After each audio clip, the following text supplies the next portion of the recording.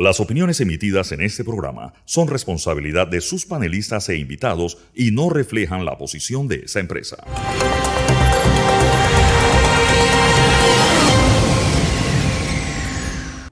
Muy buenos días, feliz domingo y bienvenidos a Radar, hoy el primero del año y también un año electoral. Un placer acompañarlos hoy junto al doctor Jorge Eduardo Ritter. Esta semana el presidente Cortizo brindó su último informe a la Nación y también se instaló la última legislatura de la actual Asamblea Nacional. Para analizar esa coyuntura nos acompañan hoy el diputado Juan Diego Vázquez de la bancada por libre postulación y el director del Centro Internacional de Estudios Políticos y Sociales, el doctor Harry Brown Araúz. Bienvenidos ambos a Radar. Gracias, buenos días. Camila, buenos días. Bueno, empiezo con usted, diputado. Justamente arranca esta última legislatura en un año electoral. ¿Cómo ve usted los próximos meses? Bueno, mire, yo creo que siempre, al menos yo como diputado, lo que he tomado como cuál va a ser el rumbo de la legislatura para el futuro de los 4 o 6 meses que puede durar la misma, es el discurso tanto del presidente de la República como el presidente de la Asamblea. Uno como mandatario del país, dirigente de la nación, para entender, oye, qué proyectos va el Ejecutivo a enviarnos. En su momento fue el contrato minero, entre otros, pues que siempre debemos esperar. Y el presidente de la Asamblea también él, como líder de los diputados, aunque un primos entre pares, entender cuáles son sus prioridades, sus ideas sobre qué vamos a debatir para entonces entender cuál va a ser la tónica. En este caso, un presidente que tiene detrás de él una bancada de 35 con los 5 de la alianza, es decir, es alguien que puede definir sin duda alguna las prioridades que él tenga y la agenda legislativa. Creo que en ninguno de los dos casos hubo esa claridad de a qué nos vamos a enfrentar estos 4 meses, por lo que creo que lo que es algo positivo, tendremos la oportunidad entre todas las bancadas, y ahí la mía, si bien es la más pequeña, existe y está ahí, de poder incidir en la agenda legislativa y poder poner lo que desde nuestro punto de vista es la prioridad para el país. Lo que él sí mencionó, que yo espero que sí sea una realidad, es que la comisión de investigación que hemos montado para analizar todo el tema del sector energético, sobre todo la parte que más le afecta al panameño, que si bien no debería analizarse aisladamente, es la más visible, que es la distribución de la energía, su costo, su calidad, etcétera. Yo creo que sí es necesario que ya revisemos esas legislaciones. Yo creo que gran parte del debate nacional, por ejemplo, con el tema de la minería, que gran parte de la excusa o del debate por parte del gobierno es, oye, esto no me lo inventé yo. Pero si bien no se lo inventaron ellos, que yo les puedo dar ese punto o ese argumento porque es cierto, todo eso que ha venido desde, que bueno, todo remonta a esa década entre el 90 y el 2000 por algo también, esas decisiones políticas, esos contratos que se firmaron, esas privatizaciones que se dieron, esas concesiones que se dieron, tienen que ser debidamente revisadas porque lamentablemente son anacrónicas. Pero la gran mayoría de ellas contenía cláusulas como la de, bueno, si después de 20 años todo va bien, hagamos lo mismo, sin entender que obviamente el país, por ejemplo, el sector minero, por ejemplo, el sector energético, el sector portuario, no son los mismos que en 1994, 95, 96 o 97, por lo que sí se requiere una revisión profunda. Y yo lo que espero es que la Asamblea, aunque va a entrar en un periodo que es conocido, no lo he vivido yo propiamente como diputado, pero es conocido como un periodo poco productivo, porque muchos de los colegas van a salir a buscar su reelección y van a tal vez preferir estar en sus comunidades y no en el Pleno. Hay que encontrar la manera de poder finalmente, Camila, atender las prioridades del país. Y yo creo que tanto en el tema de energía, en el tema de costo de la vida y también algo importante, ya la Asamblea se acabó, la Asamblea se acabó. Y ese primer proyecto de ley que se presentó la primera semana del quinquenio, el reglamento de la Asamblea, yo creo que al menos sería positivo que los diputados de forma desprendida, saliendo del periodo, digamos, aprobamos un cambio y si quieren que no entre a regir ya para nosotros, ya nos vamos, que entre a regir para la próxima Asamblea, pero que le dejemos al país una nueva organización legislativa que permita más transparencia, más participación y más rendición de cuentas. Ahora, doctor Brown, si bien este no era un evento electoral, sí de alguna manera fue como el pitazo inicial para algunos del año electoral. ¿Cuál es su lectura del evento del martes? Sí, mira, Camila, yo creo que en el ambiente, sobre todo al inicio del discurso presidencial, había como el ánimo de hacer un balance de los últimos 5 años. Y el presidente comenzó marcando el contexto que le tocó al gobierno, que es innegable, la presencia de la pandemia. También se hizo alusiones a la guerra de Ucrania, a huracanes, eventos que no controla el gobierno. Yo creo que el contexto siempre es importante tenerlo en cuenta, y es el contexto de los últimos 5 años.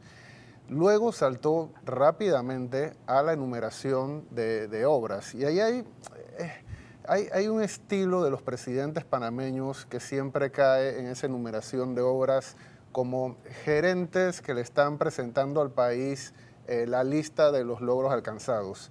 Y yo he insistido en otras ocasiones que nos está faltando, y creo que el país le echa en falta, una narrativa de futuro. A pesar de que el gobierno ya está de salida, evidentemente, y que eso estuvo en el ambiente, en el ánimo del discurso desde el inicio, hay que las obras solas no le hablan a la población. Son importantes porque ahí se está gastando, se está utilizando los recursos del país. Es muy importante también articular por qué esas obras son importantes y cuál es la narrativa de desarrollo y de bienestar que se está generando a través de esas obras. Yo creo que ese podría ser un mensaje, ya que estamos hablando, entendiendo el discurso presidencial, pensando en el futuro, en las elecciones del 2024 y lo que venga después.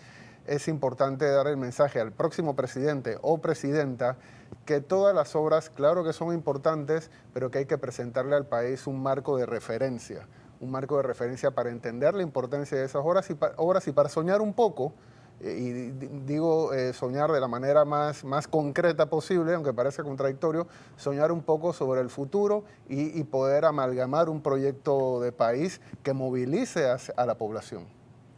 Lo que pasa en ese caso es que el discurso a veces se parece más a la rendición de cuentas del ministro de Obras Públicas que el rumbo que el presidente le ha querido o le quiere, ya había que hablar en pretérito, le quiso imprimir al país la orientación, el liderazgo de un presidente tiene que distinguirse de la rendición de cuentas del ministro de Obras Públicas.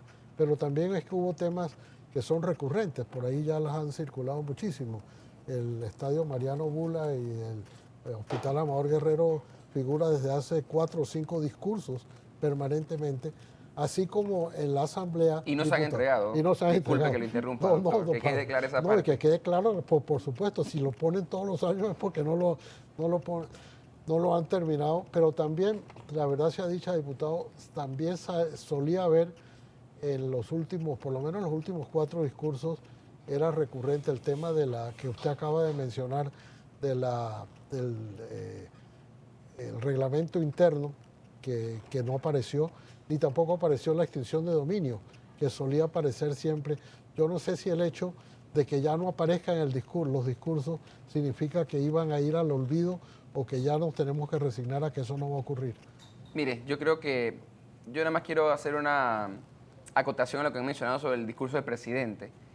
Yo, que soy diputado de una bancada que si bien por naturaleza es independiente, hemos, y sí queda consignado en las actas, apoyado al gobierno cuando nos ha tocado porque lo vemos con ojos favorables lo que ha propuesto el gobierno, porque no todo ha sido malo, pero que nos hemos opuesto vehementemente cuando no estamos de acuerdo con una decisión o el rumbo que toma el gobierno. Yo como diputado independiente siempre he esperado del presidente cada 6 meses que él marque ese rumbo, porque o para ayudarlo o para oponerse uno constructivamente al gobierno, uno tiene que entender para dónde va. Lamentablemente, no recuerdo muchos discursos del presidente, por no decir ninguno, en el que él haya querido imprimirle al país eso que usted mencionaba, eso que se decía. ¿Cuál es la tónica? ¿Cuál es el nivel? ¿Cuál es el camino que al menos él y su gobierno ven para el país? Nunca lo hemos visto. Y es por eso que ha sido difícil no solamente apoyarlo en ocasiones, sino sin duda alguna incluso oponérsele porque son erráticos en la decisión. Hoy es una cosa, mañana es otra, luego alguien lo llama, luego cambian, luego un ministro dice una cosa, luego otra, y eso es triste, porque al final, más allá del presidente Cortizo, más allá de que sí, ya tiene muchísimo más pasado que futuro, yo creo que es un mensaje al presidente o presidenta que vaya a entrar y a nuestros líderes. El país necesita líderes, para eso existen estos puestos. Y no solamente personas que ejecuten obras, y menos aún cuando no las ejecutan.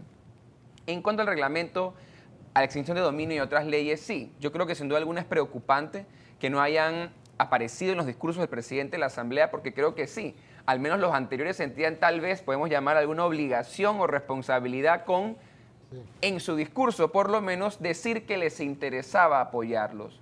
Ahora pareciera no ser el caso. Yo lo que espero de nuevo es que aunque el presidente de la Asamblea tiene una bancada que lo respalda, por lo que yo no puedo negar que es el líder de la mayoría, ojalá entre las bancadas podamos poner una lista de prioridades, como hemos hecho antes en reuniones de directivas ampliadas donde todos los jefes de bancada nos reunimos. Ojalá el reglamento de la Asamblea y esas propuestas que están encaminadas a combatir la corrupción, el crimen organizado y la inseguridad, que fue el gran ausente del discurso del presidente. Hace algunos días yo vi en Cerro Viento, donde me crié, donde mi familia se crió toda su vida, un robo en un conocido local en las primeras calles de Cerro Viento. Y no escapa la inseguridad, no hablemos de San Miguelito en otras zonas. Y lamentablemente el presidente ni una palabra al respecto. Y yo creo que la Asamblea sí debe poner entonces en el tapete esos temas que el gobierno no quiere ver, pero que debemos entrar a ver. Repito, el tema de la energía eléctrica, el tema del costo de la vida y el tema de seguridad, la Asamblea debe brindar una solución puntual para estos temas. Ahora, diputado, usted mencionaba que en números el presidente tiene una bancada mayoritaria en la Asamblea. ¿Pero es eso real? O sea, en el rejuego de poderes que hay, verdaderamente esta Asamblea ha demostrado, y por lo menos la bancada PRD y Molirena, han demostrado eso. Vemos un cambio ahora en los poderes que va a tener la Comisión de Presupuesto, que representa una piedra en el zapato para la operatividad del gobierno, incluso para el que viene. ¿Cómo se lee eso si en teoría ellos son mayoría? ¿O esperan ser mayoría, seguir siéndola? Lo primero, y yo creo que lo he dicho en este panel en otras ocasiones, y eso es bueno que lo tengamos claro, los diputados, sobre todo aquellos que dirigen, por ejemplo, la Comisión de Presupuesto, y que son los dirigentes, además del partido, electos por su membresía, no están pensando en nadie más que ellos mismos. Es decir, no les importa ni con el presidente, cuando sí y cuando no, ni con el gobierno, ni mucho menos con el país. Pero lo que yo he aprendido a la mala, y les cuento aquí en confianza, cuando yo veo estas cositas en las que yo digo, oye, como que hay una peleita entre el legislativo y el ejecutivo, aunque son del mismo partido, yo trato de ver qué uno puede lograr para el país de esas discusiones. Pero ¿qué va? Porque al final, lamentablemente, las discusiones no son ni por cómo piensan que el país puede ser mejor, ni por cuál solución es ideal, sino por plata. Y al final, yo no juego ese juego de la plata y ellos se arreglan con plata al final del camino. ¿Qué quiero decir con esto? Yo no siento que el presidente se despierta todos los días y piensa que los diputados del PRD, no para hablar por todos, ojo, pero los que dirigen usualmente la bancada son sus aliados. Pero sí sabe que los puede convencer o alinear de una forma muy distinta a la que tomaría alinearme a mí y a mi bancada e incluso tal vez a otras. ¿Qué quiero decir con esto? No son aliados de nadie, pero si de alguien pueden ser, es del poder y del dinero. Entonces, yo creo que eso le deja al presidente la misma ruta que ha tomado él hasta ahora, o que yo he podido ver, que tomó el presidente Varela, cuando a punta de partidas y transferencias navideñas manejaba a los diputados, o el presidente Martinelli, que como dicen sus allegados y sus exministros de Estado, no alquiló, sino compró diputados. Eso no ha cambiado. Y no necesariamente por ser de gobierno ha sido más fácil la cosa. Entonces yo no creo que sean aliados. Y yo lo que creo con el tema de los poderes de la comisión, yo siendo parte de la misma, es que sí, para este gobierno es decirle, hey, se acabó el juego, ya no va a ser confianza, porque yo creo que ya eso sí no hay, ya no hay confianza. Y ya los diputados no quieren corrérsela de ver qué va a hacer el Ejecutivo en una discusión de caballeros. Ahora te tengo atrapado, o nos cuadramos y pongámonos de acuerdo mejor y evitemos un problema.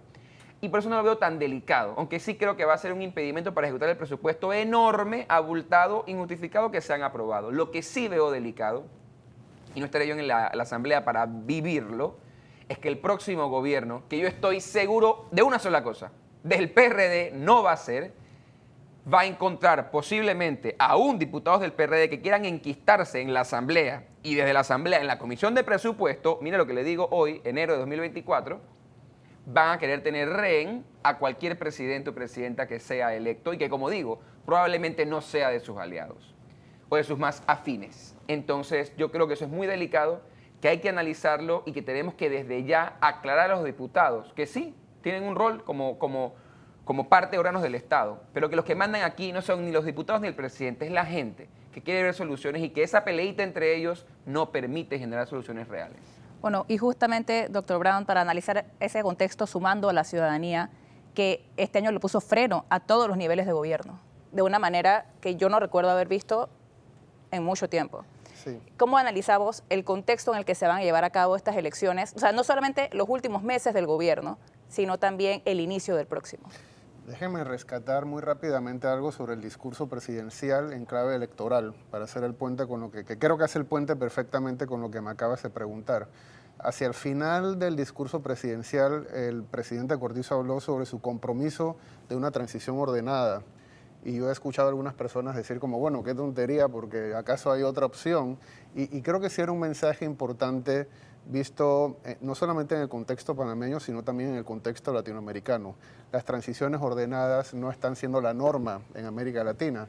Solamente recordemos muy cerca de Panamá el caso de Guatemala, todas las dificultades que ha habido para que el presidente Arévalo pueda tomar de manera pacífica el poder en su país. Entonces creo que ese compromiso hay que tenerlo en cuenta porque se dijo públicamente y debe marcar las próximas elecciones y la transición en julio. Bien, ¿cuál es el contexto en esa línea? Mira, yo traje aquí algunos datos de la última encuesta del CIEPS que nos dan alguna idea de ese contexto. Son las séptimas elecciones que tenemos, ya son bastantes, y yo realmente creo que todas son importantes, pero estas son muy importantes, sobre todo porque son las primeras elecciones que habrá en Panamá después de la pandemia, ¿no? Un evento tan importante que ha marcado todo el mundo, y hemos visto cómo en Argentina, en Colombia, en Honduras, en Costa Rica y en Guatemala ha habido cambio de signo político en esos países y se puede vincular casi que directamente con el deseo de cambio de la población luego de la bofetada que nos dio la pandemia a todos los países de la región. En Panamá, el 62% de la población le provoca sentimientos negativos la política. 62%, sí estamos llegando a las elecciones. El 68% de la población no consume ni comparte información política. Y uno se pregunta, bueno, ¿cómo vamos a tomar una decisión colectiva si no estamos compartiendo entre nosotros la información política que nos tiene que ayudar a tomar una decisión que nos involucra a todos? Solamente 26% de la población piensa que ser un buen ciudadano tiene que ver con participar en organizaciones. O sea, cada uno anda en lo suyo. Y el 46% de la población no simpatiza ni con partidos ni con independientes. Casi la mitad no tiene ninguna simpatía con digamos en términos generales, con la oferta política. Y aquí viene, con todo este ambiente, el 68% piensa que Panamá debe cambiar radicalmente. Acabo de hablar radicalmente, no cambiar gradualmente o poco a poco, sino que quieren un cambio radical. Y acabo de hablar de los cambios que ha habido en otros países de la región. Y nos preguntamos, ¿ese cambio radical hacia dónde va? ¿No? ¿Qué es lo que quiere la población sobre ese cambio radical si ni siquiera están compartiendo información entre ellos, información política, si tienen sentimientos negativos hacia la política? Yo creo que ese es el gran reto que tenemos en estas elecciones. La oferta electoral, que ya la conocemos, está definida, tiene la gran responsabilidad de articular una oferta política de cambio. Y mira que hemos discutido bastante sobre los eventos de octubre y noviembre del año pasado. Algunas voces han sido muy pesimistas con lo que sucedió, pero en este contexto yo creo que nos permite tener una dirección, un marco de ese cambio, porque realmente no existe. Lo que sucedió en octubre y en noviembre ha logrado articular un cambio que tiene que ver con un marco de protección al ambiente y de sostenibilidad del desarrollo. Y yo creo que es un marco que no le da la vuelta completamente al país, que es el temor de algunos actores políticos y sociales, pero sí da la posibilidad de atender de mejor manera, de manera sostenible, la gran cantidad de demandas que hay en la sociedad panameña. Entonces, ¿qué va a mover el voto? Y se la paso al doctor Ritter. ¿Qué va a mover el voto en estas elecciones? Yo creo que lo ha planteado muy bien, ¿no? Yo creo que los estudios que ellos han hecho desde el CIEPS les permite hablar con autoridad del conocimiento. Yo lo que pienso como un político, y que estoy tratando de coordinar esfuerzos políticos en todo el país, que lo estoy recorriendo, yo sí coincido en que el país quiere un cambio que yo también agregaría la palabra radical, porque es lo que dicen, y también coincido que es preocupante, pero es cierto que pueden no estar tan claros de hacia dónde llevar ese cambio. Pero ahí los actores políticos debemos, en vez de llegar con bolsas de comida y con regalos, llegar con información, llegar con propuestas, llegar con liderazgo que indique, oiga, cuál es el camino que yo veo. Y no solamente vote por mí, por mi linda cara, o porque le traigo esta bolsa. Y yo creo que ahí, al menos nosotros, estamos tratando de distanciarnos o de distinguirnos al tratar de marcarle una ruta al país para poder que la gente no compre a una persona, o no escoja, mejor dicho, a una persona, sino escoja ideales, escoja principios, escoja valores y escoja propuestas.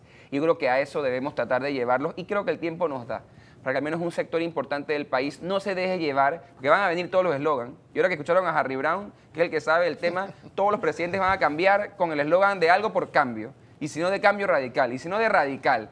Lamentablemente el eslogan se queda en ¿qué? El presidente Cortizo prometió de todo en campaña, y todo lo que prometió no hacer, lo ha hecho, y lo ha hecho peor de lo que pensábamos que lo iba a hacer. Entonces yo creo que sí hay que empezar a ver es qué hay detrás, principios, ideas, valores, si estuve en el poder, qué ha hecho. Y creo que, y lo que sí me preocupa, que lo tengo que decir, pero que también vamos a aportar para que no sea así, también veo el país entrando en sectarismo, y a eso hay que tenerle cuidado. Yo creo que en la democracia debemos caber todos debemos ser escuchados, pero siempre vemos grupos, ese no, ese lado no, ese pensamiento no, ese partido no. Y de nuevo, yo tengo muchas coincidencias con algunos grupos, muchas diferencias con otros, pero en democracia todos cabemos. Y todos debemos tener la oportunidad de poder venderle al país nuestras ideas, nuestras propuestas, y que el país escoja cuáles son las que más le convienen y las que más quiere. Pero en la práctica, en realidad la pregunta es para los dos. En la práctica eso no ocurre ya en el nivel presidencial, porque con estas cifras que nos ha presentado Harry, pareciera ser el caldo de cultivo para el clientelismo. Personas apáticas, las que no gustan de ni de los independientes ni de los partidos políticos, pareciera ser el caldo de cultivo para el clientelismo. Y el clientelismo, hay un partido aquí que es el experto en el clientelismo. El PRD ha ganado, esta es la séptima, dijiste, el PRD ha ganado las 6 elecciones anteriores. Ha perdido 3 presidencias, pero ha ganado las 6 elecciones anteriores y en todas ha tenido una amplia mayoría, si no mayoría absoluta, si una de lejos la bancada mayoritaria en la Asamblea, la mayor cantidad de alcaldes y la mayor cantidad de representantes de corregimiento. Entonces, puede que nos estemos abocando ahora a una nueva visión de eso, y si estas cifras que nos has dado sirven para lo que está buscando Juan Diego. Juan Diego está buscando, algunos le han dicho que es un Quijote, tratando de vender, tratando de llevar ideales, principios al electorado cuando el electorado está esperando la estufa y el tanque de gas. ¿Cómo se compagina eso en la elección que viene? Mira, yo creo que los eventos que hubo en octubre y noviembre, y no perdamos de vista también los que hubo en julio del 2022, nos hablan de una población que incluso está dispuesta a hacer sacrificios. Yo creo que toda la población era muy consciente de lo que implicaba la salida de la empresa minera del país, pero estaba pensando con un horizonte de futuro. Entonces yo creo que tiene que haber como una combinación, ¿cómo lo digo?, de software y de hardware, y de proyecto de país que se le tiene que presentar a la población panameña. Miren, hay los problemas clásicos nacionales que lo tenemos medido, corrupción, educación, desempleo, inseguridad, pero también hay problemas específicos en las comunidades que tienen que ver, que son cosas muy, muy concretas. Por ejemplo, en la provincia de Colón y en la comarca Guna, el agua potable es el principal problema para la población. El agua potable, ¿acaso algo? Bueno, hay muchas cosas importantes, pero es de las cosas más importantes. En las provincias centrales son las oportunidades laborales. En la provincia de Panamá, la basura y las aguas negras. También en la comarca Nove, el agua potable. Son asuntos muy concretos que todos somos conscientes que se tienen que solucionar. Pero hay otro tipo de problemas muy sentidos por la población que a mí me gustaría, y creo que a la población le gustaría que los candidatos presidenciales aborden, y también los candidatos locales. Para la población, el 88% de la población panameña piensa que en Panamá hay discriminación. 88% de la población piensa que en Panamá se discrimina. Y yo todavía, díganme si me equivoco, no he escuchado a ningún candidato presidencial abordar los temas difíciles. Mira, si uno promete agua, por ejemplo, si uno se compromete con el agua, todo el mundo va a estar de acuerdo. Si nos comprometemos con el tema de la corrupción, obviamente todo el mundo va a decir que está de acuerdo, pero hablar de la discriminación es uno de los problemas difíciles que implica meterse en las profundidades de la sociedad panameña, 88%. Son otro tipo de discusiones que tienen que ver con el software, digamos, de la sociedad panameña, que también tienen que ser abordados durante las elecciones. Por lo tanto, yo creo que es importante articular el hardware con el software para poder presentar a la población panameña un proyecto de país de futuro que le permita a cada una de las personas realizar sus proyectos de vida. Miren, no pedimos tanto. Todos queremos poder educar a nuestros hijos, poder atendernos cuando tenemos problemas de salud y poder tener trabajar por nosotros mismos, trabajar por nuestras cosas y tener algún tiempo de ocio también para poder dedicarnos a nuestra familia, a nuestras amistades. No es mucho lo que se está pidiendo y Panamá tiene absolutamente todas las posibilidades de generar riqueza para que todos podamos resolver nuestras necesidades y nuestros problemas. Ahora, estamos hablando a la hora de elaborar el plan y comunicarse ahora a la población, pero ¿qué tan capaz es Panamá de implementar esos cambios? Por ejemplo, el cambio más radical que a mí se me ocurre, aparte de la Caja de Seguro Social, que ha sido un fracaso, los intentos de modificar los cambios a la Constitución también fracasaron, y esos son algunos de los cambios como más radicales que se pueden hacer. Incluso cambios más pequeños no los logramos concretar. ¿Qué tan capaces somos con el sistema como está para ejecutar los cambios que la población pide, más allá de la voluntad? Es que yo creo que la respuesta es fácil. Las últimas importantes reformas que tuvimos la oportunidad de hacer, que era tal vez en la discusión del contrato minero, que fue en el 2019, cuando el presidente Cortizo cumplió su palabra, debo reconocerlo, de llevar un paquete de reformas a la Asamblea, que nunca creí que era la vía correcta, pero que él cumplió y era su promesa de campaña. Los cambios al reglamento, que son cambios importantes, si bien a través de ley, van a la Asamblea. Todo lo que llega a la Asamblea, lamentablemente, se estanca. Y no es un problema de la Asamblea, debo yo confesar. Es un problema de los sectores políticos que se niegan a avanzar. Porque avanzar a lo que Harry bien decía, que lo que el panameño en efecto quiere, requiere que para generar riqueza para todos, eso de que del pastel de 10 pedazos yo me llevo 8 y te dejo 2, se tiene que acabar. Y lamentablemente los políticos quieren sus 8 pedazos del pastel de 10. Entonces, aquí hay que tomar decisiones difíciles desde la ciudadanía, que yo sí creo, y lo decía Harry, nada más que él lo dice mucho más académicamente que yo, ¿no? Y lo entiendo. En octubre de este año vimos un despertar de decirle basta a esta gente. Y todo lo que esperamos, al menos yo, pues no puedo hablar por los del resto de la mesa, lo que yo espero es que ese despertar que hubo en octubre en todas las partes del país se traduzca en un despertar en mayo de este año. Y que la gente sepa que los problemas que enfrentó solo con el contrato minero, que tiene muchas implicaciones, pero que es un problema de tantos que ha mencionado aquí el doctor Brown, sepa que para arreglar sus problemas no lo puede hacer con la misma gente. Ahí yo he visto videos de candidatos que ya fueron presidentes y prometieron darnos agua y no nos la dieron, con diputados y representantes que fueron diputados por 3 periodos o más, presidentes de la Asamblea, representantes del corregimiento que prometieron darnos agua y no nos las dieron al área este del país, de la ciudad, Tocumen, Las Garzas, la 24, ahora nos las van a dar, cuando el país tiene menos plata. Porque también hay que hablar de eso. El país que se va a recibir en julio de 2024 es un país, no puede decir en quiebra jamás, pero con una situación económica mucho más difícil que la que recibió este gobierno y todos los anteriores. Entonces, también hay que decirle al país que para poder llegar a las soluciones que queremos, no puede ser con populismo, no puede ser con demagogia, no podemos confiar en el candidato que a cualquier punto de las provincias del interior que va, dice que el metro va hasta allá. No ha podido el gobierno llevar el metro a Arraiján, que es lo más cerca al oeste de la ciudad. Y hay gente que dice que va a llegar a Capira, que yo quiero que llegue a Capira, pero vamos, hay que ir paso a paso y entender que el país se encuentra en una delicada situación financiera y que lo que más tenemos que buscar, que es lo que menos veo a muchos candidatos presidenciales buscando, es la concordia. Porque tengamos algo claro, el presidente que va a ganar con el 30 o 30 y algo % de los votos. Y va a ganar, ojalá Dios, pienso yo, con ese mismo porcentaje de diputados en la Asamblea. Es decir, vamos a tener que ponernos de acuerdo. Y usted va a tener que decidir quiénes en esa mesa de decisión nos vamos a sentar. Los que queremos un mejor país o los que quieren sentarse a ver cómo amenazan a alguien para seguir robándose la plata. Entonces, yo creo que la situación es difícil, pero a mí sí me gusta pensar que el país poco a poco va entendiendo y vamos a salir de esta bien parados.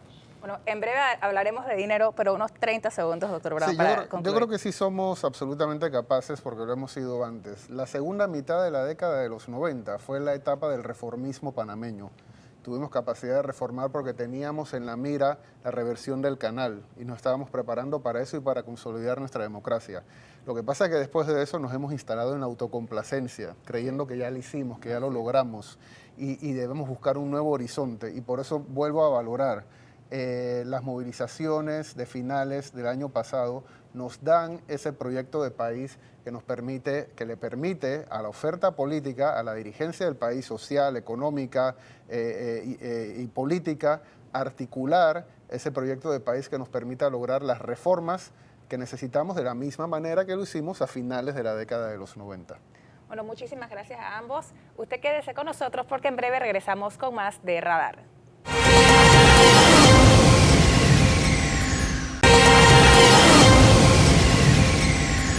Y seguimos aquí en Radar. Esta vez vamos a hablar de salario mínimo, ya que nuevamente no hubo un acuerdo entre los trabajadores y el sector empresarial al respecto. Y para analizar esa coyuntura nos acompañan el señor Eduardo Gil, secretario general de Convergencia Sindical, y el licenciado Juan Antonio Ledesma, él es el presidente de la Comisión Laboral del CONEP. ¿Por qué Panamá tiene tantos salarios mínimos? ¿Y ¿es eso positivo o sería mejor tener como uno base? Fíjate, es que el salario mínimo se fija por región, se fija por actividad y se fija también por tamaño de la empresa.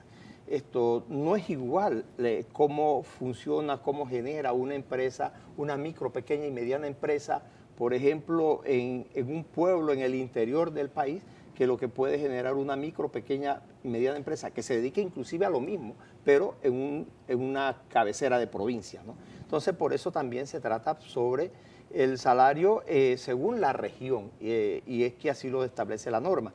Y por otro lado, la revisión del salario mínimo también tiene que apuntar a la actividad, ¿no? Hay actividades que pudiesen estar generando un punto más alto de funcionamiento. En cambio, hay otras actividades que realmente le va sumamente difícil. Entonces, eso tiene que ponderarlo. Por eso, en principio, decía que es un tema que hay que mirar con luces largas, con visión de país, porque nosotros hemos destacado que lo más importante es conservar los puestos de trabajo, porque tenemos un desempleo altísimo, un desempleo muy alto y una informalidad altísima también. Entonces tenemos que hacer que las empresas sean sostenibles para que se mantengan los puestos de trabajo y luego podamos procurar generar nuevos puestos. Sí, tenemos demasiadas regiones. Tenemos demasiados salarios variedad. mínimos. Tenemos 62 salarios mínimos diferentes, de 62 tasas diferentes de salario mínimo. Y esto es ante la ausencia de una ley general de salarios. Si tuviéramos una ley general de salario que viera los salarios por arriba del mínimo y el salario mínimo, nosotros tendríamos la posibilidad de justamente adecuar los salarios de manera general en función de las actividades económicas y el mínimo como mínimo, de hecho como ocurre en la mayoría de los países. Si nosotros partimos del mandato constitucional, que yo creo que efectivamente cuando se redactó la Constitución se tenía muy claro la importancia central del salario y del trabajo en la estrategia de país. O sea, quien redactó la Constitución en el capítulo del trabajo, obviamente se tenía una visión de país de muy largo alcance, porque se plantea que el salario mínimo debe ajustarse, no revisarse, ajustarse para cubrir las necesidades fundamentales del trabajador y su familia y mejorar su calidad de vida. Es decir, el mandato constitucional es ese. Luego, se establecen algunas otras consideraciones que tienen que ver con regiones salariales, pero en función del costo de vida. La normativa toda de la legislación de salario mínimo señala con claridad que las diferencias salariales son en el costo de vida. ¿Por qué? Porque en ese momento que se crea tanto la Constitución como el Código de Trabajo, teníamos una diferencia de lo que era el interior de la República con respecto a hoy.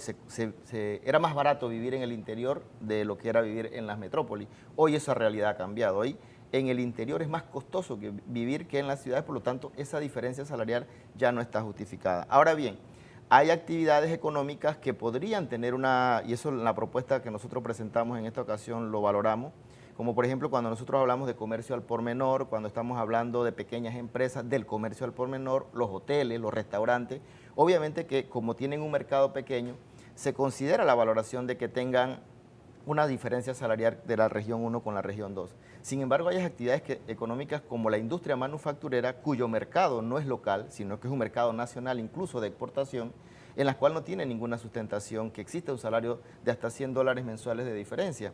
Un ejemplo concreto de esto es que la industria de procesamiento de bebidas alcohólicas, si usted establece una planta de producción de licor en la región, por ejemplo, en el distrito de Soná, tiene un salario diferente a que si usted lo establece en el distrito de Agua Dulce, por ejemplo. ¿Por qué? Porque son dos regiones diferentes, pero el licor que usted produce, usted lo puede vender a nivel nacional o a nivel internacional. Entonces, ahí no existe ninguna justificación para que exista una diferencia salarial, sin embargo, se tiene. Y esas son las distorsiones que el sector de los trabajadores está diciendo, hay que corregirlo, hay que reducirlo. En el 98, el decreto del salario mínimo cabía en una sola página. En el 2009 empieza la distorsión y hoy tenemos 5 páginas de decreto para poder hacer un catálogo de una serie de actividades en las que se incluyen 62 salarios mínimos diferentes. Mira, en algunos países hay muchos asuntos atados al salario mínimo. Te dice, por ejemplo, un diputado gana 6 veces el salario mínimo. O las multas están asociadas a tantos salarios mínimos por multa. Entonces va ajustándose, todos estos salarios se van ajustando a medida que se ajusta el salario mínimo. Cuando hablamos en Panamá del salario mínimo, si son pocas las personas que están, entonces en realidad es un ejercicio que debiera afectar a todos, y este ejercicio, repito, en otros países es tan importante porque afecta toda la escala salarial, llegado hasta el presidente de la República. O sea, todo el mundo gana en función del salario mínimo y nadie puede ganar, por ejemplo, más de, creo que son 22 veces el salario mínimo. Aquí nosotros tenemos salario mínimo y habrá personas que ganan 60 o 100 veces el salario mínimo. Entonces estamos realmente en una distorsión y uno no puede pensar que un país como el nuestro deba tener 62 salarios mínimos distintos. Pero lo que voy es que desde hace mucho tiempo, ustedes me dirán cuánto, pero que yo recuerdo en los últimos años, por lo menos desde que sigo eso, no sé cuánto podrá ser, 15 años, no se llega a un acuerdo. No saben qué recomendarle al gobierno para que decrete el salario mínimo, que eso es una potestad del gobierno realmente. El salario mínimo, este es un mecanismo que se parece mucho al sistema del Pacto de Estado por la Justicia, que la facultad constitucional la tiene el presidente, pero en cierta forma la comparte, la delega con otro grupo de personas para que le hagan una recomendación que no lo obliga. Esto se parece mucho al sistema que hay en el salario mínimo. El salario mínimo lo tiene que fijar el gobierno, no lo fijan entre trabajadores y empleadores. Entonces, pero a mí me parece adecuado el tratar de hacerlo de común acuerdo, pero no atarse a que eso tiene que hacerse, porque ya en los últimos años es lo inverso de la Teletón. En la Teletón pone una meta y dice, queremos recaudar $3.216.045. Y llegan al centavo a esa meta, que todo el mundo sabe que es falsa, pero llegan siempre.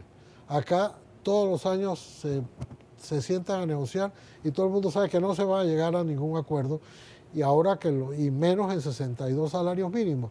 Entonces el principio a mí me parece importante que se trate de llegar a un acuerdo de salario mínimo como un mecanismo que debe ser la fórmula de la OIT, que tiene que ser tripartito, pero si en la práctica no funciona, yo creo que tenemos que mutar hacia un sistema que sea efectivo y que no tenga durante los últimos días, cada 2 años, este año es uno de ellos, está siempre en la zozobra de cuánto va a ser el salario mínimo, se va a llegar a la meta, no se llegó a la meta, no se llegó a un acuerdo, y al momento de grabar este programa estamos todavía sin saber cuánto fue el salario mínimo que se decretó.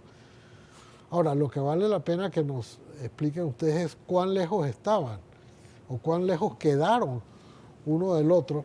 No nos vamos a poder referir a los 62 salarios mínimos, obviamente, pero en general, ¿cuán distantes estaban? Porque antes, en una negociación colectiva, bueno, ustedes lo saben bien, se comienza con un abismo y poquito a poco se van acercando y llega un momento en que se dice, mira, todavía estamos tan lejos que no nos vamos a poner de acuerdo.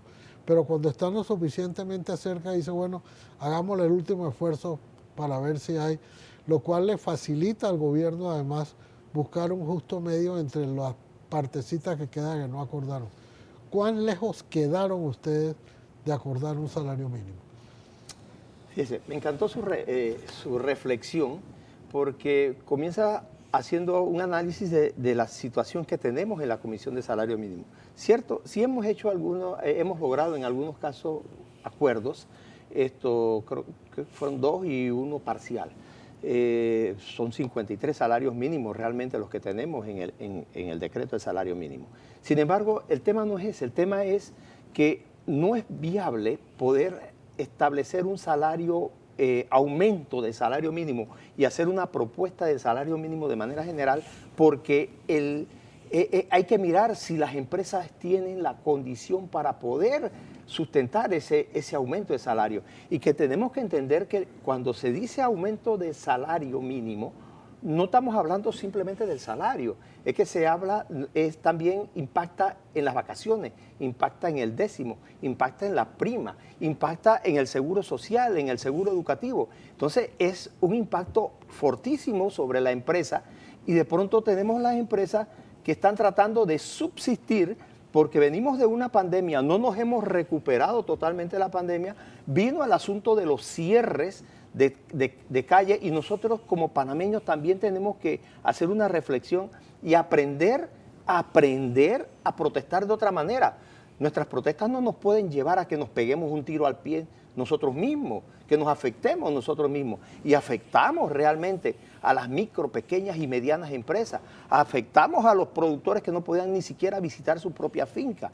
Entonces tenemos una situación real, tenemos un desempleo del 7.4%, una informalidad del 44.3%. Oiga, y ese desempleo es la persona a la que se le pregunta y dice, yo busqué trabajo en las últimas 2 semanas. Si usted no buscó, entonces no forma parte de esa lista de desempleo.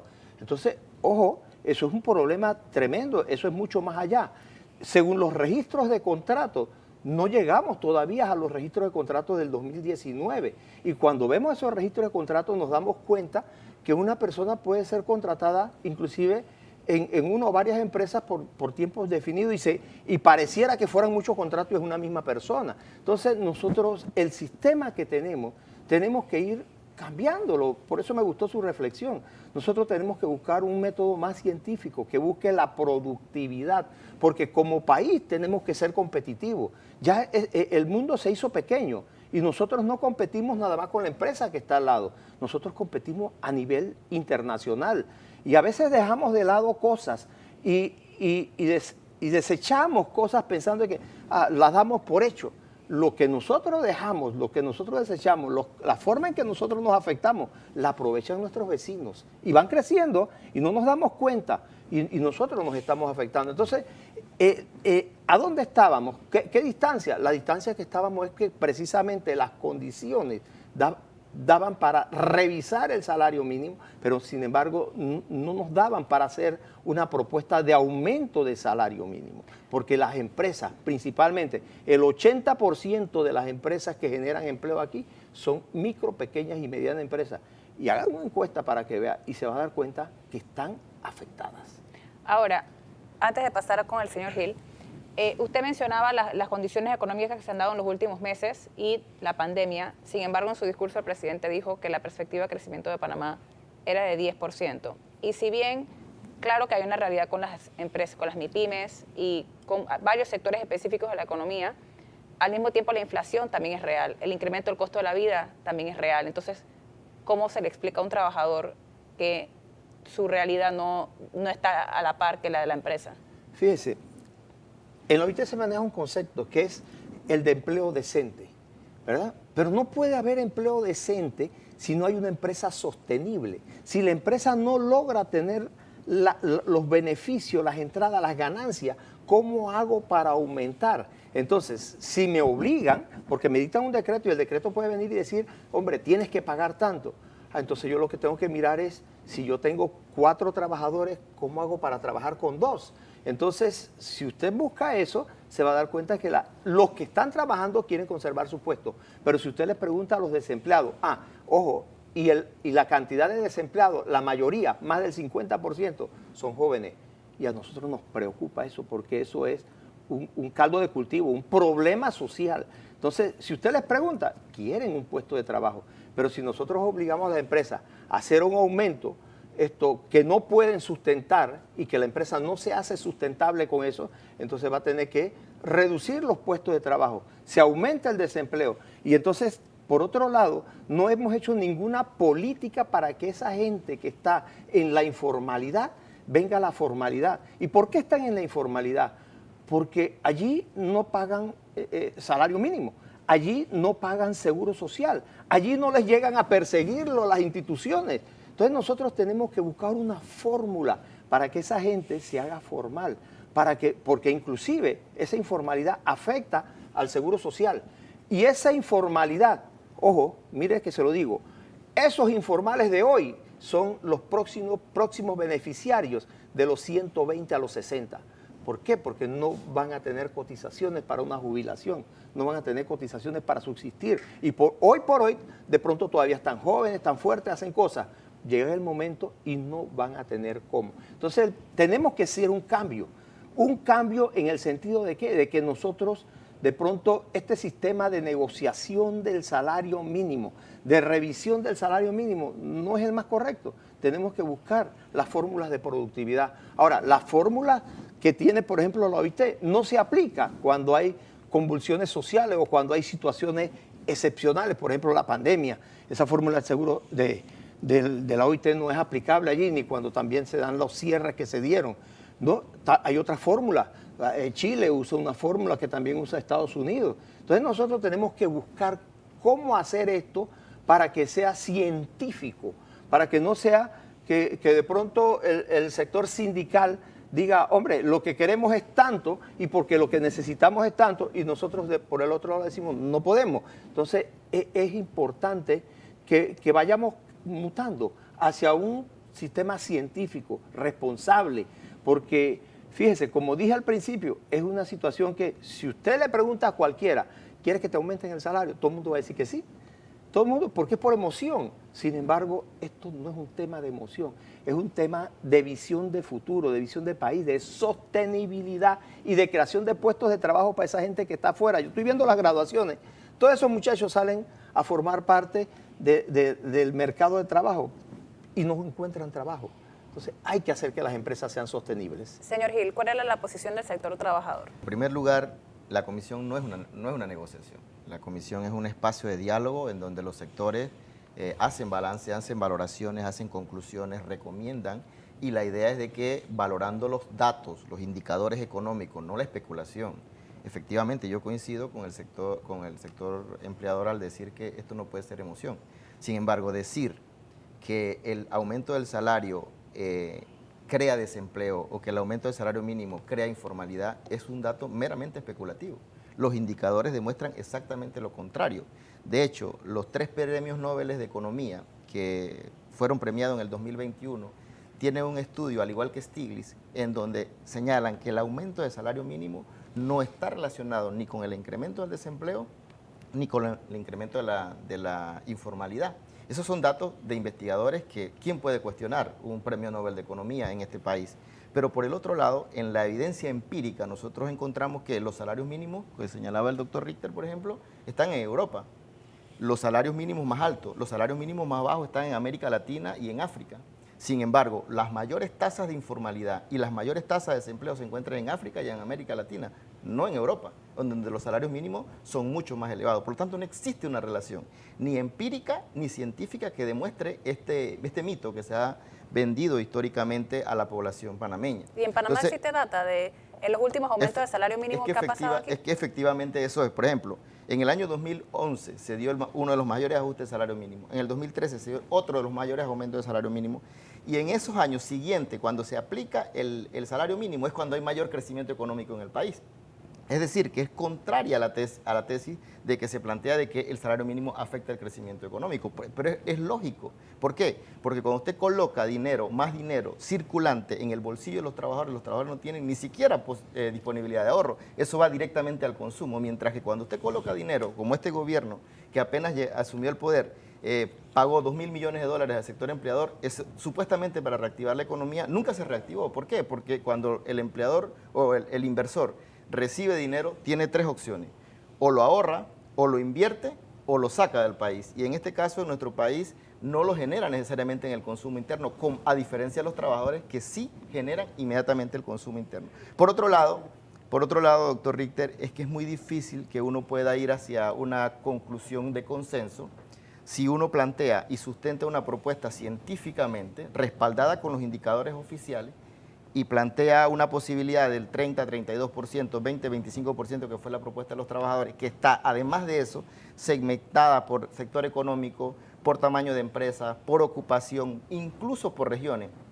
Porque aun cuando nosotros consideramos que debe existir un solo salario mínimo en el país, las regiones salariales, hubieron actividades en las que nosotros consideramos las regiones, pero del otro lado encontramos cero. O sea, ni siquiera un movimiento para decir, ok, vamos a analizar el factor de la estructura, vamos a analizar en qué actividades sí, en qué actividades no, o vamos a proponer este porcentaje para ver si nos aproximamos. Si no hay una voluntad de que realmente de moverse, no hay posibilidad de acercar posiciones. Y el salario mínimo, como decía el doctor Ritter, es el mínimo, es el que sirve de tasa para calcular luego en muchos países, en los países desarrollados, el resto de los niveles salariales. Pero si aquí, por ejemplo, dicen un diputado debe ganar 5 o 6 salarios mínimos, ¿de cuál? ¿El de la trabajadora doméstica o del asistente de vuelo? O sea, no hay una coherencia en la actual fijación del salario mínimo. Sí. Ahora, de 0 a 30 hay un abismo. Y así como cuestioné acá, del lado de acá, sí es cierto que en los niveles de empleo no están ni siquiera a los niveles de 2019 previos a la pandemia. Y sí existe documentada muchas dificultades desde el punto de vista laboral en el sector privado, particularmente entre las MIPYMES. ¿Cómo se pide un aumento del 30% ante esa realidad? ¿Les preocupa a ustedes la posibilidad de que sí se pierda empleo en esta ocasión, que no era el contexto del 2011? Sí, en efecto, nosotros nos preocupa que de continuarse la pérdida del poder adquisitivo se siga perdiendo la dinámica económica y sigamos yendo hacia una mayor pérdida del empleo. ¿Por qué? Porque contrario a lo que se dice, no aumentar el salario mínimo hace que la economía empiece a estancarse. Y eso se demostró en el 2017, 2019 y el 2021, que fueron tasas más bajas de salario mínimo y no recuperó la economía. Si nosotros hubiéramos dicho, ok, fijamos en el 2017 una tasa muy baja y automáticamente se reactivó la economía, eso no pasó. ¿Por qué? Porque se pierde la capacidad de consumo de la economía nacional y por lo tanto eso genera una imposibilidad de reconversión económica. Por el otro lado, es cierto que la pandemia destruyó muchos empleos, eso es innegable. Sin embargo, cuando nosotros comparamos, porque una de las cosas que permitió la pandemia fue que se despidieran muchos trabajadores, que se acortaran jornadas de trabajo, que se suspendieran contratos, y eso redujo una gran cantidad la masa laboral. Sin embargo, cuando nosotros ponemos la recuperación de la tasa de crecimiento económico en el año 2021, 2022 y 2023, y ponemos de lado la recuperación del empleo, no lleva el mismo ritmo. O sea, el crecimiento económico se recuperó. Hoy se encuentra una generación de empleo, de crecimiento económico superior al del 2019. Sin embargo, el empleo no se recuperó. Eso quiere decir que, efectivamente, como ha planteado el licenciado Ledesma, los empleadores lo que hicieron es que donde tenía 4 trabajadores, durante la pandemia pude despedir 2, me quedé con 2, y luego el trabajo de los 4 lo estoy recargando sobre los 2. Eso es lo que demuestran las estadísticas oficiales. No es un tema de que a mí me gustaría decirlo, es que lo demuestran las evidencias que nos presenta Economía y Finanzas y el INEC. Toda nuestra propuesta no es un mero discurso, nuestra propuesta justamente está fundamentada en los datos financieros y los datos de que nos dio la información que nos dio las instituciones públicas, oficiales, no son datos creados. Por ejemplo, decir que durante la pandemia se perdieron $2.000 millones, pero eso lo puede decir durante el cierre de noviembre. Eso lo puede decir cualquiera, puede decir 4.000 o 5.000 millones. El problema es cómo yo compruebo que efectivamente lo que estoy diciendo tiene un respaldo económico.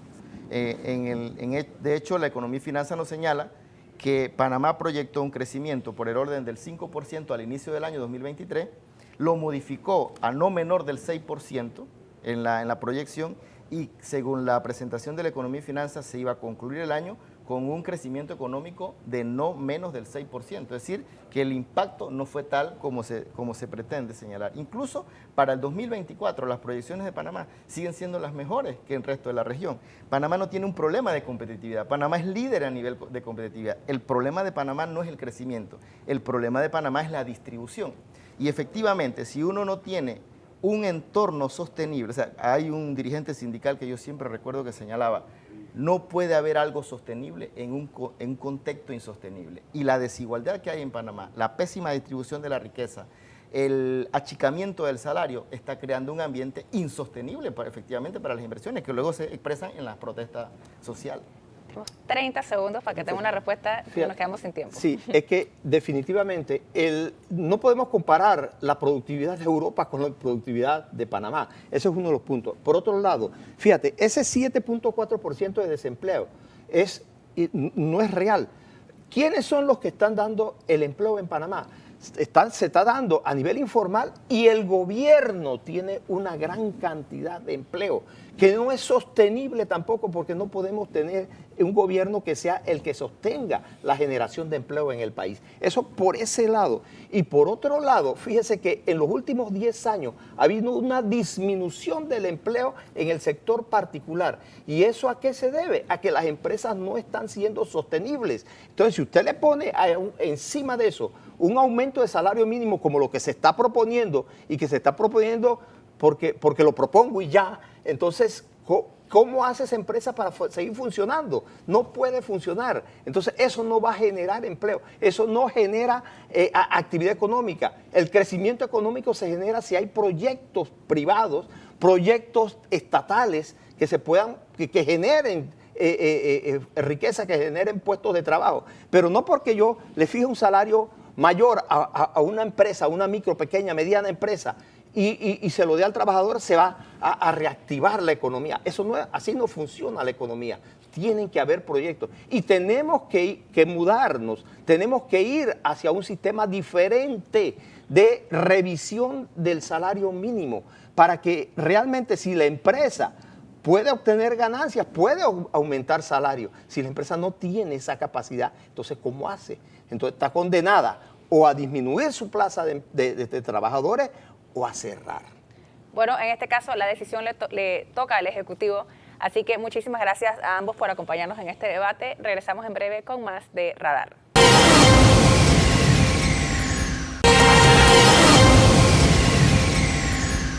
Y seguimos aquí en Radar. Esta vez nos acompaña un invitado de lujo, el señor Luis Navas Pájaro. Muchísimas gracias por acompañarnos hoy. Gracias por la invitación. Y es que este martes se conmemoran 60 años de la gesta del 9 de enero y quería conocer su lectura de este nuevo aniversario.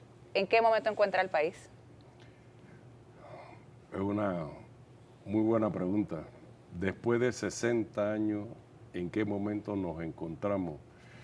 Da la impresión que queremos olvidar lo que hicimos, queremos echar a un lado esa experiencia extraordinaria que ha aportado la nación panameña con sus avances, estancamientos, inclusive retrocesos.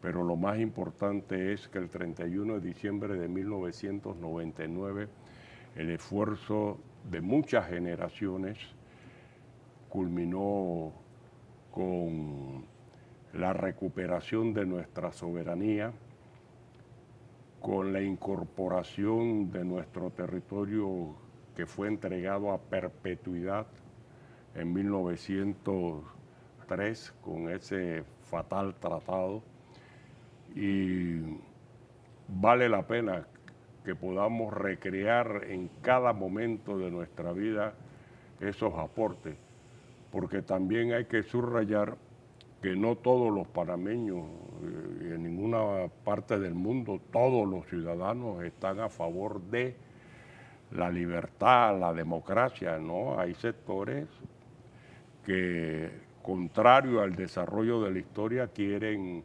sumir a las poblaciones en lo más negativo, y podemos decir con mucho orgullo que lo logramos. Ahora bien, eso no puede quedarse en el pasado. Lo que aprendimos debemos seguir ejecutándolo, porque de otra manera vamos a revivir experiencias dolorosas como la reciente frente al problema minero. Y a mi juicio eso se debió y se debe a que hay una persistencia de eliminar del imaginario social y colectivo el amor a los valores que han sustentado la existencia de la nación panameña. Y debemos ser sumamente cuidadosos con eso. Se conmemoran en efecto los 60 años de la gesta del 9 de enero que dio,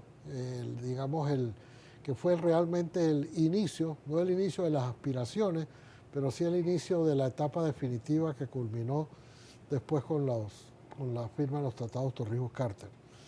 En aquel tiempo, ahora estamos hablándoles para los jóvenes de hace 60 años, o si se quiere, a los jóvenes que tampoco conocieron la zona del canal, que desapareció hace 40 años, 40 y tantos años. En aquel tiempo, y tú fuiste uno de los líderes de aquel movimiento, se trataba de recuperar el canal y de la eliminación de la zona del canal, que ahora es difícil distinguir porque la zona del canal, la antigua zona del canal ya es parte de la ciudad de Panamá o la ciudad de Colón, y el canal sí está allí. Se le explica a las personas que antes fue de administración americana, ahora es de administración panameña.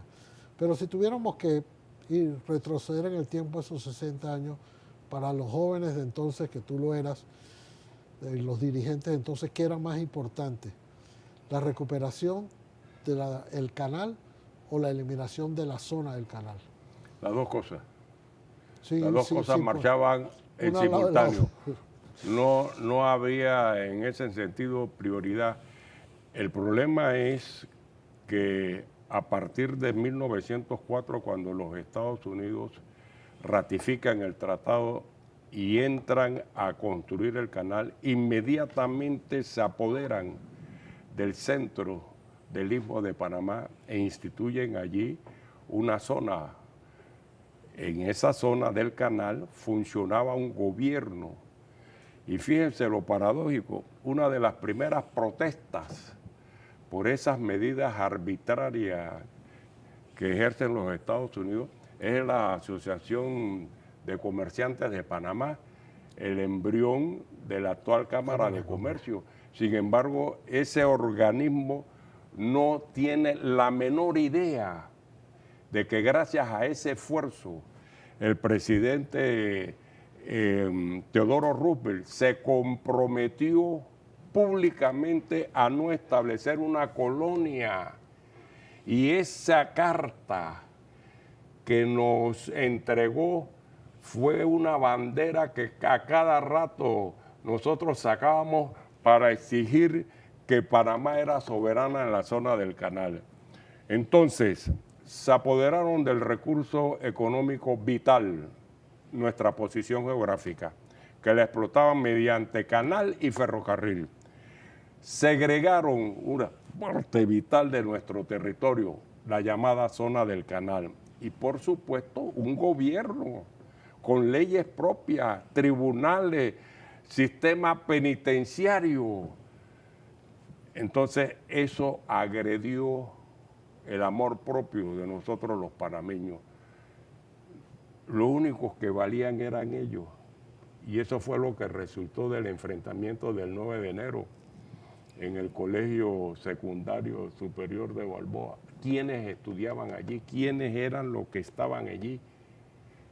Los hijos de los ciudadanos blancos de los Estados Unidos, el famoso Gold Roll, que nominalmente había desaparecido. Quienes estudiaban allí mayoritariamente, más del 50%, hijos de los militares, y los militares se opusieron rotundamente a que la bandera panameña fuera izada. Por tanto, el enfrentamiento tuvo carácter no simbólico, sino real. Hubo odio. La agresión fue física y la agresión fue verbal. Y esos 6 estudiantes seleccionados, sin que hubiese una participación de la militancia estudiantil, estudiantes más o menos anónimos,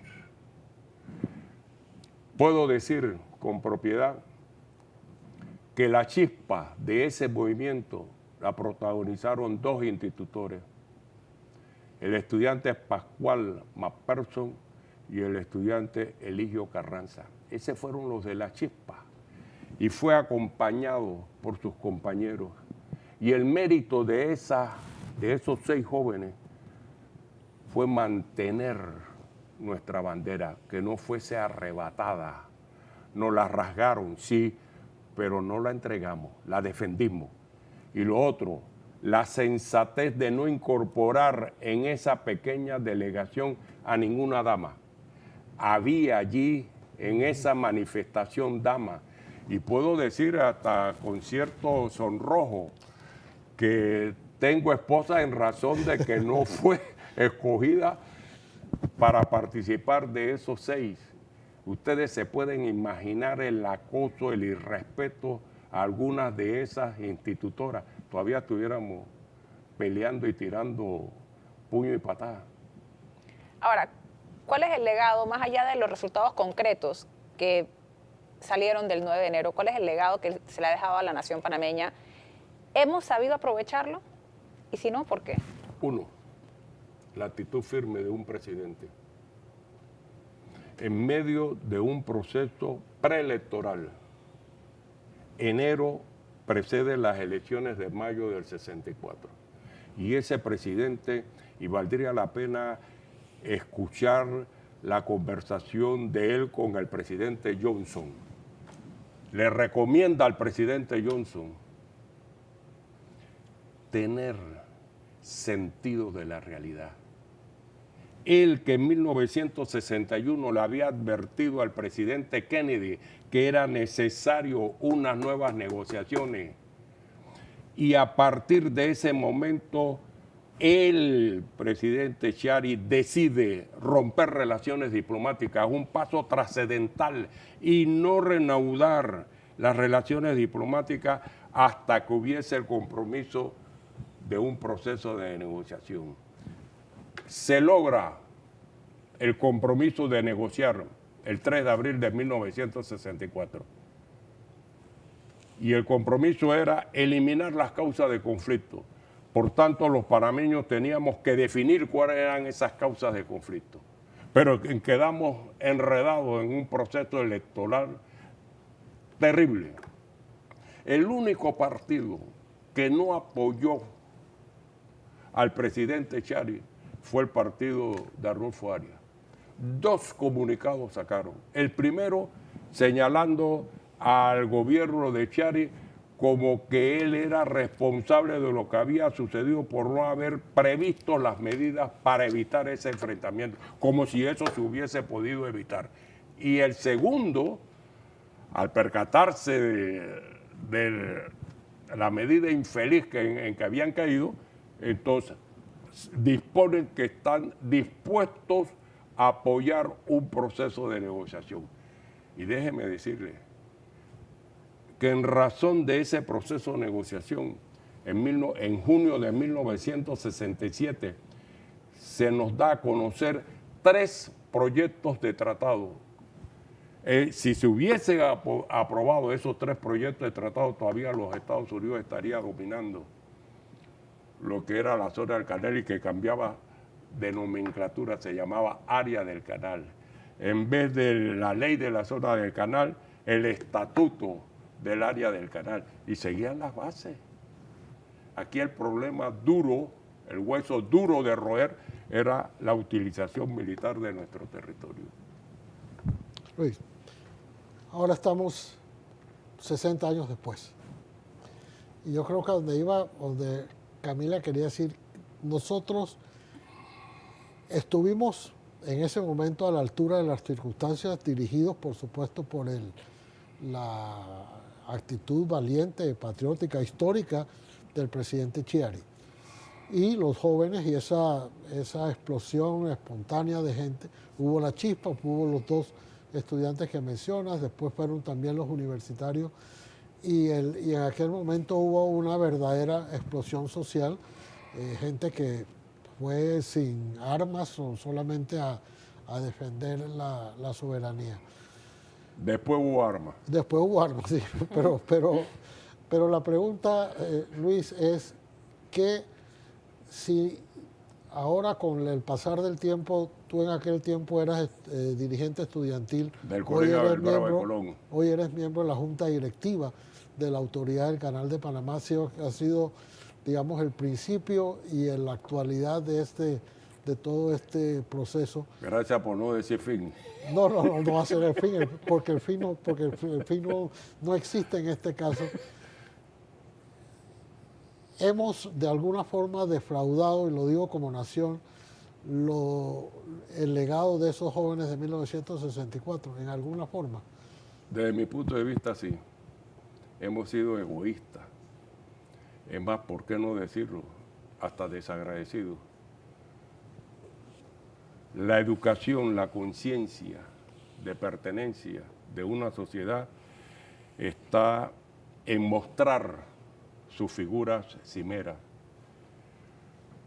Todavía no le hemos podido dedicar un monumento a los 3 hombres que hicieron posible la descolonización de Panamá. Me estoy refiriendo a Roberto Francisco Chari.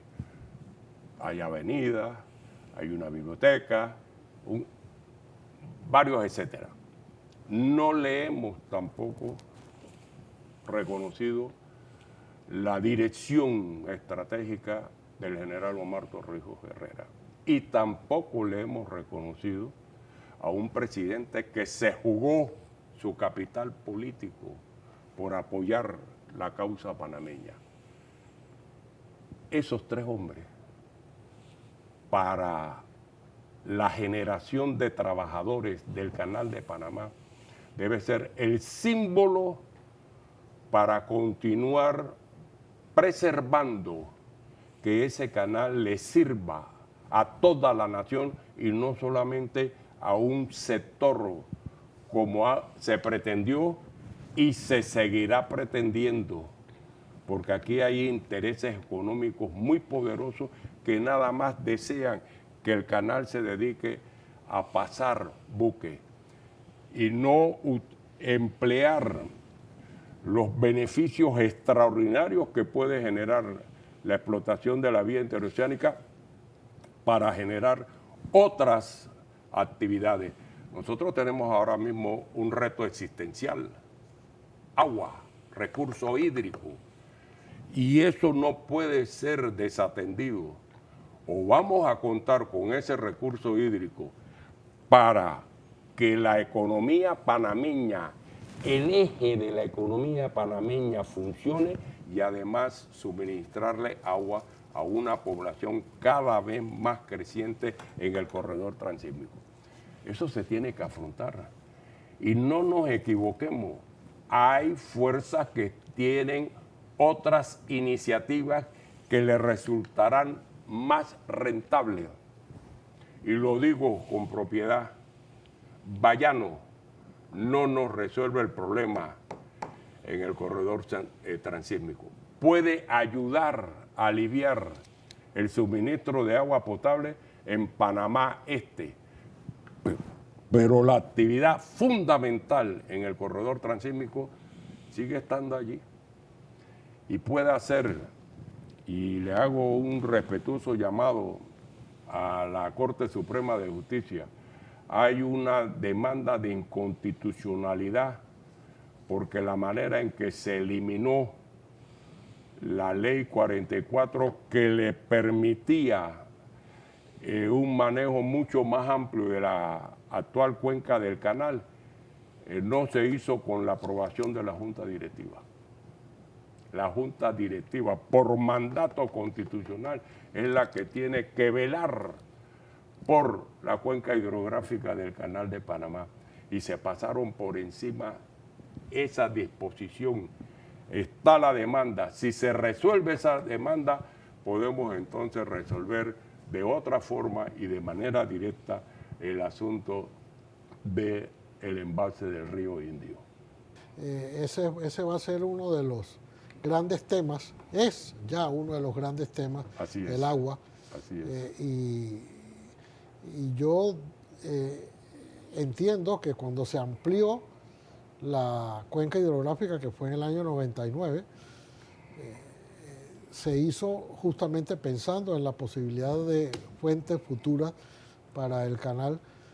Pero también entiendo que en el año 2006, cuando eso se derogó, a lo mejor se saltaron una norma constitucional, que no es la primera vez que pasa en Panamá, a lo mejor saltándose la norma constitucional, era precisamente para granjearse los votos y la simpatía en favor del referéndum para la ampliación del canal. O sea que perdimos una parte de la cuenca, pero por otro lado se alcanzó la ampliación del canal. No sé, ya es especulación qué hubiera pasado si se mantiene la cuenca, si la gente hubiera votado a favor o en contra, no lo sé. Eso no lo sabremos nunca, pero ciertamente sí es una... todavía estamos a tiempo de enmendar. Ya sea que la Corte, lo que no podemos es dejarle a la Corte siempre que sea la que enmiende los entuertos del órgano ejecutivo. También se puede, mediante una ley, una propuesta que ya entiendo que ya existe, una propuesta de la Junta Directiva de la Autoridad del Canal, Correcto, para que el órgano ejecutivo le someta a la Asamblea la ampliación de la cuenca hidrográfica. eso es cierto, así mismo es. Pero no le dejemos todo a la... Yo lo propongo como una medida más inmediata. Inmediata. Y bueno, los órganos del Estado tienen que actuar en armonía. Entonces, una vez más, yo no tengo preocupaciones por eso. Ahora, señor Navas, para concluir, regresando al tema del legado, Panamá se encuentra en una coyuntura complicada, una situación complicada. Cierto. En lo político, en lo económico, en lo social. ¿Cierto? ¿Qué del espíritu del 9 de enero o de lecciones aprendidas en ese momento cree que le serían útiles a la población del día de hoy, muchos de los cuales no vivieron ese momento? Sigo insistiendo en la necesidad de rescatar nuestros valores, a nuestros héroes, a nuestros mártires.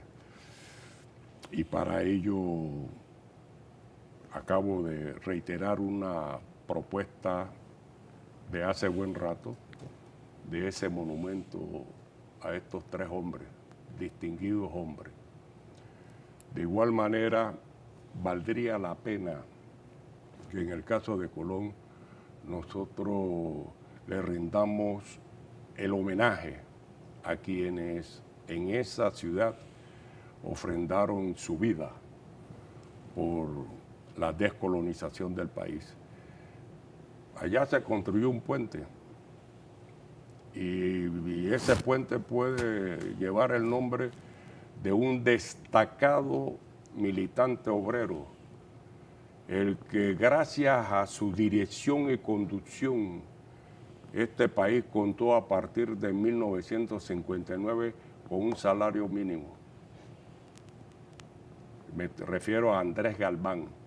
Herido el 9 de enero, estaba tan delgado, para no decir flaco, que una bayoneta le atravesó el muslo y no le dañó ni el fémur ni los músculos. Estando detenido en el Hospital Amador Guerrero el 12, que llegan los mayores Boris Martínez y Omar Torrijos Herrera, cuando Omar Torrijos no era el Torrijos que vamos a conocer posteriormente, lo sacan del hospital y lo meten preso. Entonces vale la pena que ese puente le reconozca a esa generación de patriotas de Colón ese extraordinario aporte, porque en Colón se dieron las tres últimas bajas. Un sargento, Villarreta, una niña casi recién nacida, 7 meses, llegó al hospital el 12, en las primeras horas del 12 de enero, con los pulmones colapsados. Y lo otro, quienes de alguna manera incursionamos en la investigación sabemos el valor de una fuente primaria como son los periódicos. Invito a que vayan a la hemeroteca de la Biblioteca Nacional, invito a que vayan a la biblioteca de la Universidad de Panamá para que vean el estado ruinoso de nuestros periódicos. Alguien tiene que apiadarse y hacer un esfuerzo para que eso no desaparezca. Allí está la crónica de nuestra existencia. Muchísimas gracias, el señor Luis Navas Pájaro, por acompañarnos la mañana de hoy. Y a usted, quédese con nosotros porque ya regresamos en Radar.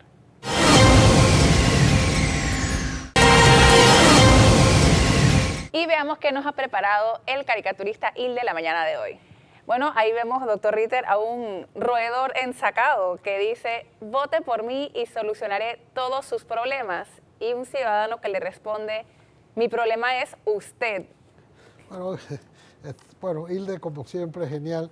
Tuvimos la suerte de tener a un diputado y a un politólogo importante para ver de este futuro que tenemos ahora por delante, el pasado y el presente, el salario mínimo que se quedó sin una respuesta y por supuesto las reflexiones del profesor Navas importantísimas. Pasado mañana conmemoramos 60 años de la gesta del 9 de enero de 1964, gesta que nunca debe desaparecer de la memoria de los panameños. Muchísimas gracias por acompañarnos la mañana de hoy con este análisis de la coyuntura nacional y los veremos el próximo domingo aquí en Radar.